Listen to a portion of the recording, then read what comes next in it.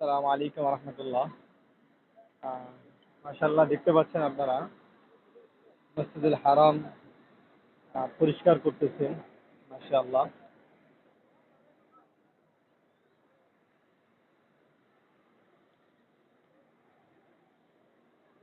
সব থেকে একটা ভালো লাগার মজার ব্যাপার হচ্ছে এখানে অধিকাংশই আমাদের বাংলাদেশি ভাইয়েরা কাজ করে থাকে।